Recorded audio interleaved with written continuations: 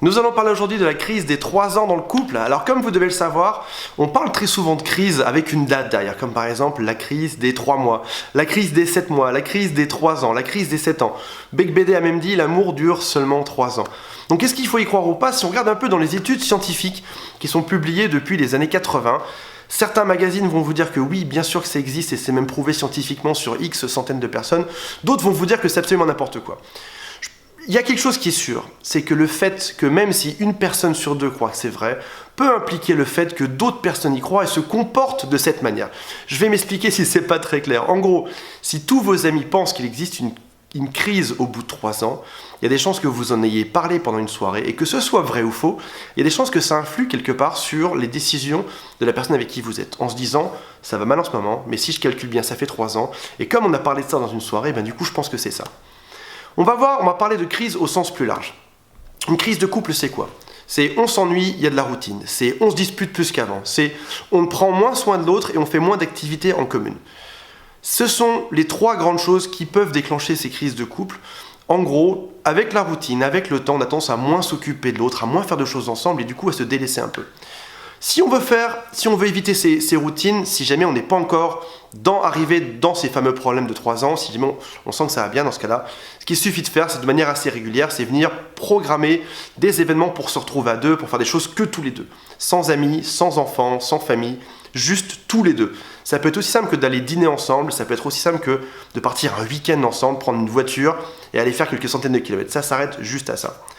Après ça, si jamais vous sentez qu'en ce moment, votre conjoint, votre conjointe, votre copain, votre copine vous dit voilà, ça se passe mal dans ma tête, je pense qu'on devrait se quitter, etc., demandez-lui pourquoi. Est-ce que c'est simplement de la routine? Si oui, c'est quelque chose qui peut se réparer à deux. Vous savez, la routine, c'est un espèce de mal qui vient ronger le couple au fur et à mesure des années, mais c'est aussi quelque chose qui est fait à deux. On est rarement tout seul responsable de nos routines. L'un des deux est dedans, l'autre des deux suit ou ne fait rien, et du coup, on arrive là-dedans. Donc qu'est-ce qui se passe si jamais votre conjoint vous dit voilà, on est trop dans une routine aujourd'hui, proposez-lui quelque chose. Dites-lui voilà, je pense qu'en effet, on s'est mis un peu dedans tous les deux, je pense qu'il faut qu'on agisse par rapport à ça, et ce que je te propose, c'est qu'on définisse une nouvelle règle. Par exemple, tous les lundis soirs, on va aller dîner ensemble de manière romantique tous les deux. Voilà, ce sera déjà un bon début. Ou alors, pourquoi pas aller s'inscrire dans un club de sport pour faire de la danse par exemple. Ou alors, pourquoi pas se programmer que dans 2 mois, on va aller visiter Rome, on va aller visiter le sud de la France, on va aller à Lille, ou je sais pas, on va faire des choses ensemble. Donc, si jamais votre partenaire est motivé, proposez-lui des choses pour passer du temps ensemble. Et vous allez voir que de manière implicite, plus vous passerez de temps ensemble et plus vous retrouverez ces moments intimes qui vous manquent peut-être aujourd'hui.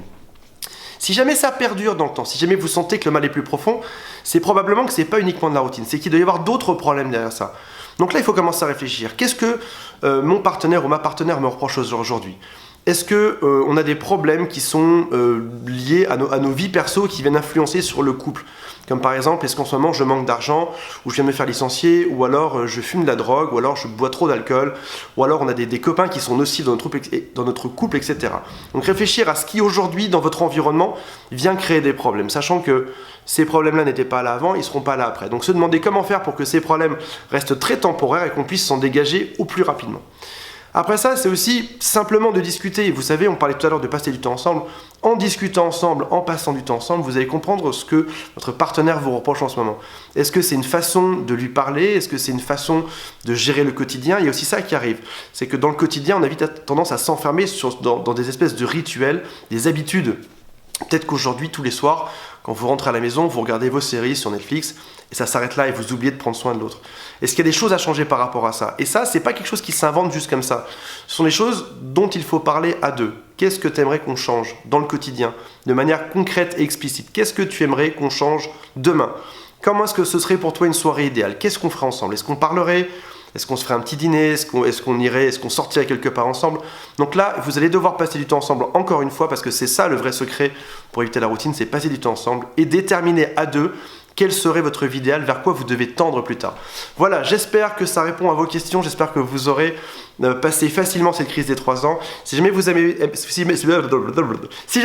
aimé ces conseils, cliquez juste en dessous sur j'aime, cliquez sur je m'abonne et je vous dis dans une nouvelle vidéo sans bégaiement. Salut à tous!